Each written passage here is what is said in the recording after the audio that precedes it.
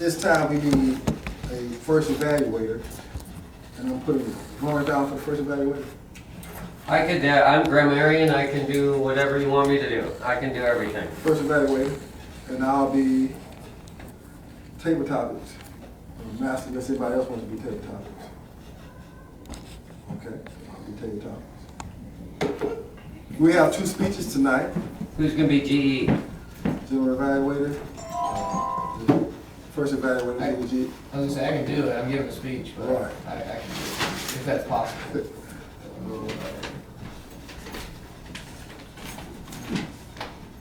Maurice, what do you do? Second evaluator. Okay, you will do the Maurice be the general. You can be Okay. GE too. All right. Okay. Maurice will be the general evaluator. Maurice is going to be our first evaluator.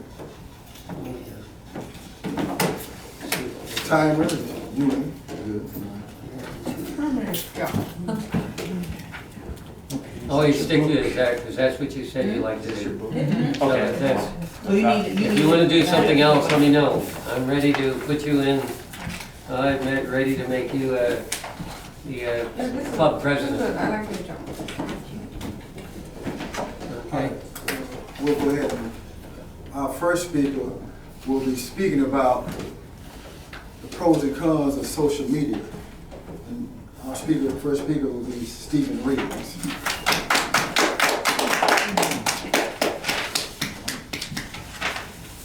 Thank you, Toastmaster, fellow Toastmasters. We don't have any guests. Did you know that the average person spends an hour and 40 minutes a day on social media? That equates to 25 days a year and 4 years out of your life. So if you live to be an average of 60, you will have spent 4 years of your life on social media if that's average, if you are average. For some of you, that may seem crazy. For others of us, that may seem a lot less than you expected. It just depends on which side of the coin you're on. There are a lot of cons about social media. Social media has been blamed for the rise in ADHD. It's been blamed for chronic depression that people suffer with in our society. It's also been blamed for lots of other things that I'm sure most of you have heard, such as false stories and other things that come with people having access to sending stories out to the world. But there's also a lot of pros, positive things that come from social media, as we are the most connected society since the history of the beginning of time, as we can easily speak to someone on the other side of the world in an instant. I can pick up my phone and talk to someone in Asia if I would like. But there's tons of pros and cons on both sides of the story. But the question I want to pose for you tonight is social media beneficial to our society, or is it hazardous to our society? But before I have you guys make a decision, I want to dig a little bit more into some of the positives and negatives of social media. So recently, I heard a story of all of our favorite superstars, Justin Bieber, as he tweeted that he had been diagnosed with cancer. Now this really is a tragedy. Anyone with cancer is a tragedy, but you can only imagine the frenzy that our younger female generation was in. Immediately, they took to social media, shaving their heads and posting pictures in support of Justin Bieber's cure for cancer. But sadly, soon after, Justin tweeted again saying that someone had hacked his social media account and there actually was no cancer and this was all a hoax, and left a lot of young girls with shaved heads and disappointed. I'm sure many of us have been victims of this, maybe not quite this drastic, hopefully, but we've all seen stories of fake news, and hopefully we take that with a grain of sand. Other negative things we see of social media is that we are not private anymore. With Google, Apple, social media, anyone at any time can know what we're doing and where we're at. And this has led to more kidnappings. It's also led to the ability for people to stalk and to prey on people because of their social media accounts. And one of the biggest cons to social media that we hear about in our society today is the chronic depression that it has caused in people. As many of us have probably even felt this in our own lives, as I know I've been sitting at my cubicle at work, scrolling through Instagram and see my friends horseback riding in the Andes Mountains with the perfect filter as I sit here and eat my ham and cheese sandwich at my desk. And that will cause a little bit of depression in your life, no doubt. So there are many, many more cons and negatives to social media. I could talk about it for days. But for some reason, we still spend an hour and 40 minutes a day on average in social media. So there has to be some positives to it. Some of those are the fact that we are, like I said, one of the most connected societies that we've been ever.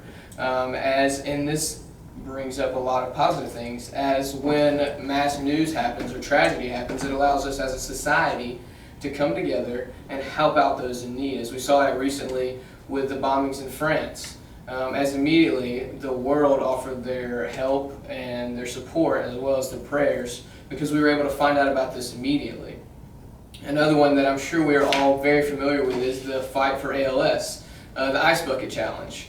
And that was pushed only because of social media, and through that we were able to raise $115 million for ALS, and we are now closer than ever to curing ALS as a society, and that is all due to social media. Some other positives, as you may have noticed, some of you may have experienced yourself, as some people meet their significant other on social media. Some people swipe left and right to find that person they spend the rest of their life with. Also, people with talent are discovered on social media. As you guys know, Justin Bieber was discovered on social media, Kate Upton, and many others. The success that they currently have is all due to social media. So with that, we see that there are tons of pros and cons. I could sit up here and tell stories all night, and there's great arguments on both sides of the coin.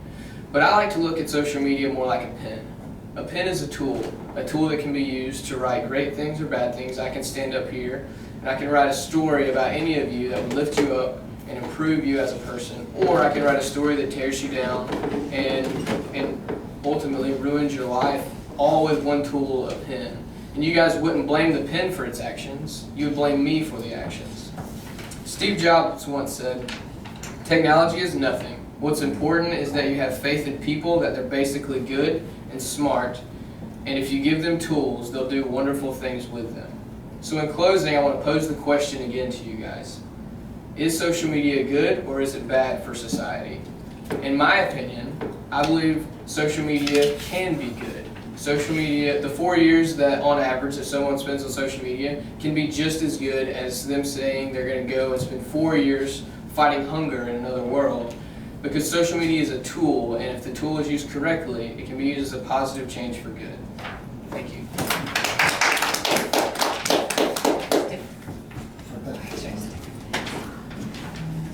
Steve, that's some good information.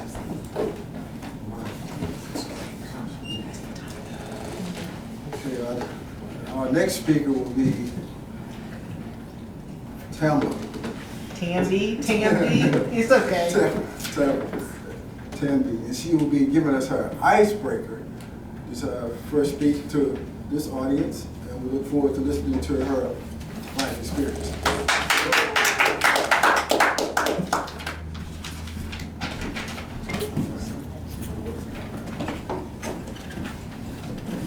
Mr. Toastmaster, thank you for that introduction.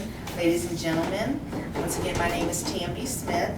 I have been a member of Toastmasters since last month, and I'm happy to be here. Just a little bit of background on me. I am a native Alabamian. I was raised in Daphne, Alabama, about 23 miles from here, by my mother and father, who are still living. My dad, and I'm sure I'll get a lot of hoorahs in here, was an electrical engineer, project management, worked for the Corps of Engineers in Mobile for about 33 years. My mother was a school teacher, and she retired about 10 years ago, and my father retired in 2009 from Virginia. He worked here several years downtown Mobile at the U.S. Corps of Engineer office, and then he moved to, well, they both moved to Virginia, and he retired from there. I have one brother. He currently lives in Utah. I attended Daphne High School, graduated in 1995, then went off to college, and I did some work as a healthcare provider. and I moved to Virginia myself in 2006. Stayed there until 2014 and moved back to Mobile in 2015. So as of right now, I'm kind of doing a career change. I don't know exactly what I want to do. I know Cody had mentioned a couple of meetings ago that he didn't know if he wanted to continue to be an engineer. So I'm kind of in that realm myself, maybe looking at another career. My interests, I have a lot of interests. One is the arts. I like music, all types of music. I'm going to take up a calligraphy class. There's one at Michael's, and that is going to be on Sunday. I also have an interest in sign language and also interior decorating. And before I had my home in Virginia, I looked at a lot of HGTV and learned a lot from there.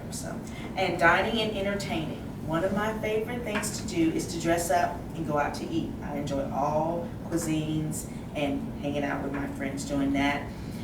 As far as entertainment, I enjoy people coming to my home, just being very hospitable, them coming and we fellowship. And I was involved as a hostess for a home group in my church in Virginia.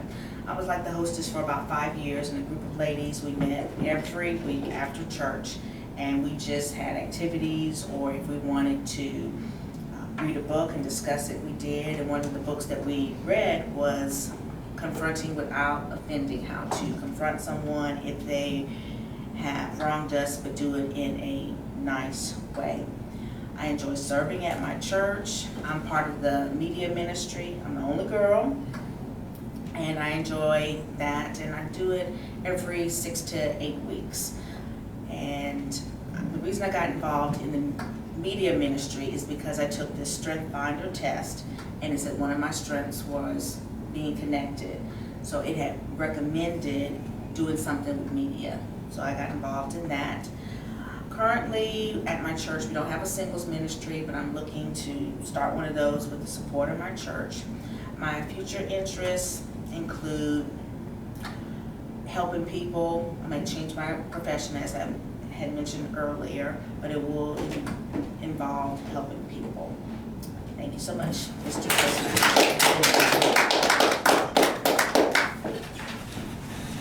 All right, we got an opportunity to get to know Tammy a lot better. Good work. And before we proceed, I want to go back and look at the word of the day for my grammarian. The word of the day, Mr. Grammarian. Titivate, which means to make decorative changes like you would do if you were interior decorating or something like that. So the Word of the day is members of the members of the club learned how to titivate when it became Christmas time. very good, very good. So throughout the remainder of the night, let's try to use the word titivate. And first opportunity to use that word will be our first person who will be taking part in our table topics. And that's going to be Justin. Justin, the question to you is marriage an outdated institution?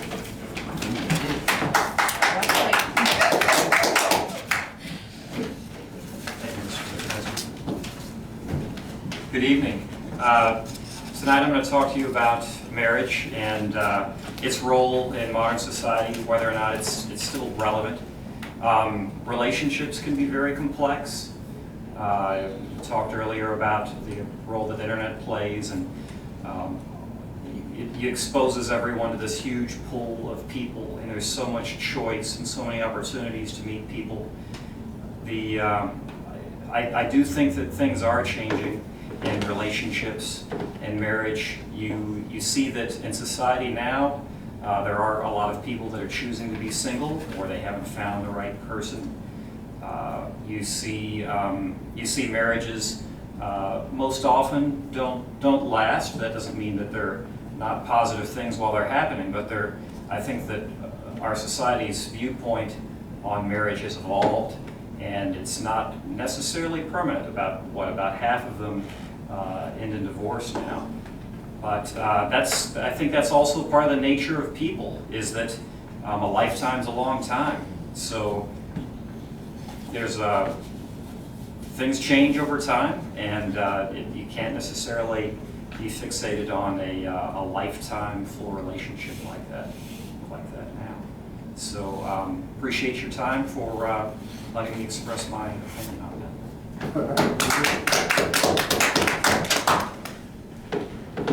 All right, thank you, Justin.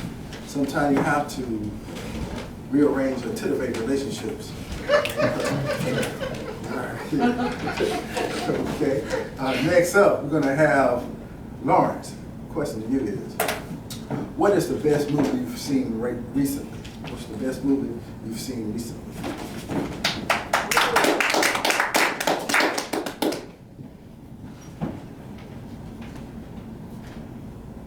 Strange as it may seem, my fellow Toastmasters, there are many very interesting movies around.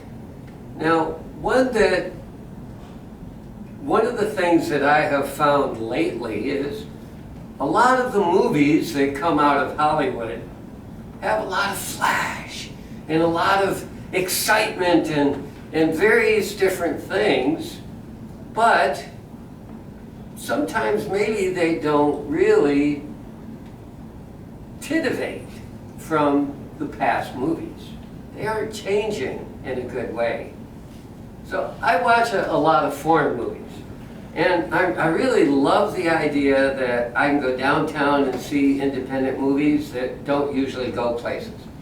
But one movie I saw recently that I thought was really good was The Last Taxi to Melbourne, which was an Australian movie about an old guy who decided that he was going to go to Melbourne and get euthanized. So he set up the whole thing, he talked to the people about doing it, and he just started going and picked up strangers along the way, and it was the whole evolution of his personality. And it was so exciting to see that there was actually movies where it was just a guy driving a car. There was no thrills and chills and explosions. There was no car chases. There was just a person who was relating why he was tired of life and why he felt like he wanted to die. He was ready to die. He was going to die of cancer anyhow. And he just figured, might as well be on my time and my choice. And so the whole movie evolved around that. And that was a really good movie. It is on Netflix. If you have Netflix online, I would highly recommend that you take a taxi to Melbourne. Mr. Toppers.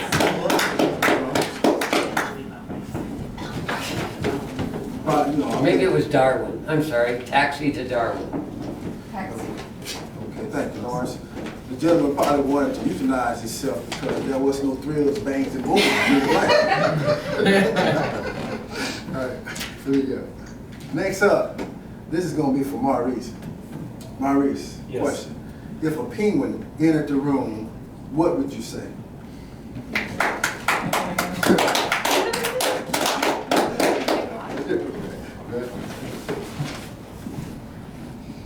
Fellow Toastmasters, topic master, what would I say if a penguin entered the room?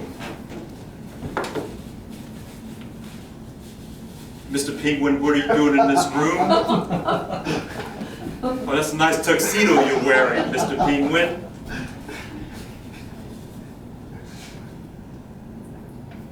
What are you doing in Alabama?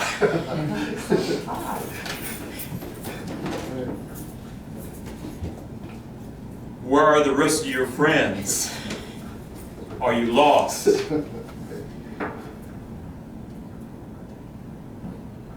Are you supposed to be in Tennessee? Well, there's not a whole lot I could think of. that I could say about the penguin entering the room. Topic master.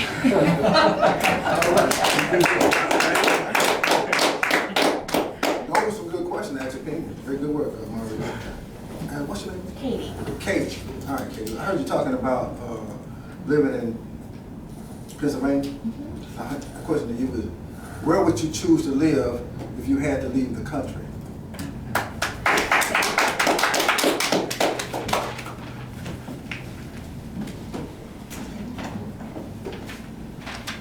So I've actually had the opportunity to travel quite a bit. And so I've been to several different countries, and I think my favorite so far has been the Dominican Republic. I was able to spend more time with the people and the culture, and so I really enjoyed just the beautiful island itself. The people who, there's a lot that are struggling, but there's so much community that is there. This idea that the children have very little, but they're so happy. There's not, I remember growing up and going outside and be like, be home before dark. And nowadays, you know, you're watching your kid 24/7 because you can't trust a little bit. There's just so many people, you know, out in the community about. And so I think if I had to live somewhere else right now, it would be the Dominican Republic. Thank you. All right, thank you. This last question is for you. And we have a choice between Donald Trump or Hillary Clinton. So the question to you is, females make better bosses. What do you think?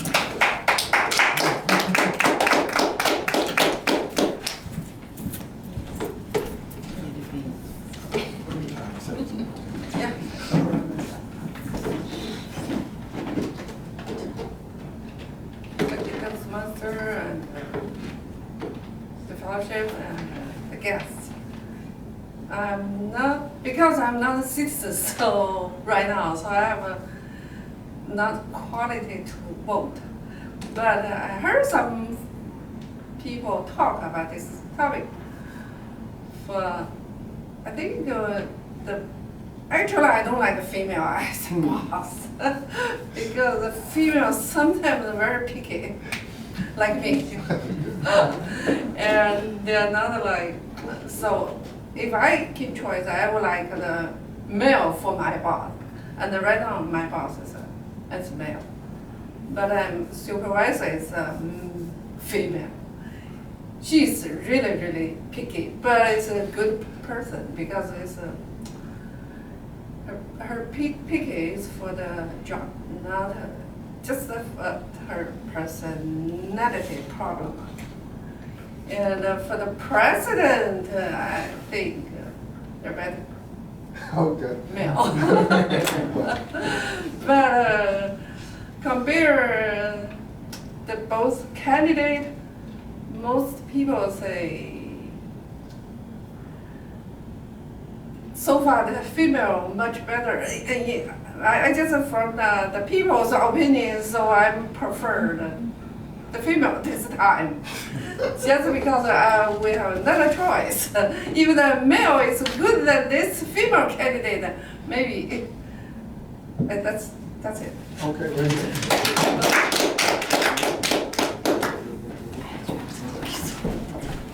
All right, all right, thank you for your participation. That concludes the table topics portion of the meeting. Now, at this time, we're going to turn this portion of the meeting over to the general evaluator and his crew, and that would be Maurice, general evaluator. Maurice.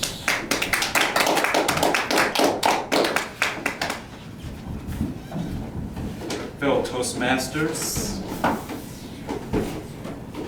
as far as the general evaluation, the meeting started on time. We did not have to take a recess. We took several minutes to go over club business. And the program flowed very well. The lectern was not unoccupied unnecessarily or for a long period of time.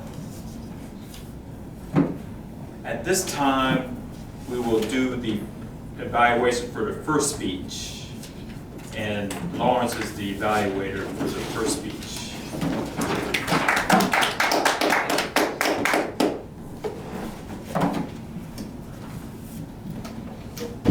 Good evening.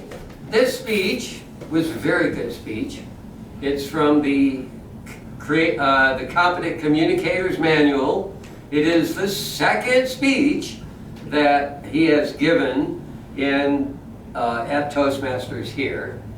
And it is Organize Your Speech. The purpose of this speech is to give a talk that is organized in a manner that leads the audience to clearly defined goal. The speech includes beginning, body, and conclusion, major facts and ideas. So that is the main thing. Now, some of the things it asks. Was the speech valuable for this purpose? And I think yes, it was. I think it was very valuable. It was very well prepared and very well organized. I think the opening could have been stronger. It didn't really pull me in. The speech itself pulled me in much more than the opening. So I think your opening could have been a little bit stronger. Also, your conclusion could have been stronger because you kind of in conclusion and then you talked for a long period, which was maybe a little bit more. And it, according to the purpose of the speech, was a clearly defined goal that you should have brought forward in the conclusion. And so, in conclusion, I want you to be able to really think about your position with media and decide how to best use it for the purpose of the betterment of mankind, or whatever. That would have been a better type of conclusion. What could he have done differently? He could have had less hand emotions. That's something you'll learn a little bit later in Your Body Speaks, which is a good thing. Now, what did I like about it? I thought it was a very interesting speech topic, and I really enjoyed the presentation. He gave a very good presentation. So, all in all, I think that Steve did a very, very good job in giving this speech number 2. Mr. Toastmaster.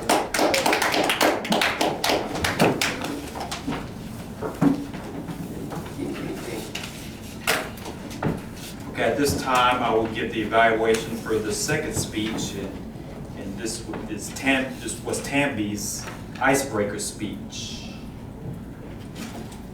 And I'll go over the questions that are given in the evaluation guide. What strong points does the speaker already have? She speaks clearly and audibly. How well did the audience get to know the speaker? Very well. Did the speech reflect adequate preparation? Yes. Did the speaker speak clearly and audibly? Yes. Did the speech have a definite opening, body, and conclusion? Yes. But there's a caveat that I'll bring in a later question. And please comment on the speaker's use of notes. She had notes and she used notes, but not too frequently as to appear to be reading. She spoke her whole speech. What could the speaker have done differently that would have improved the speech? One thing that I wrote was the conclusion could have matched the opening a little more. And what did you like about the presentation? The audience learned about Tambi, her family, her career goals, her activities, her hobbies, etc. So overall, it was a good speech, being the icebreaker. So, good job. At this time, we'll have the grammarian's report.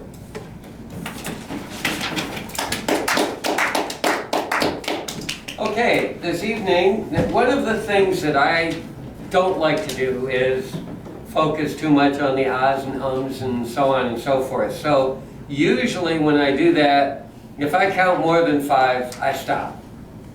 So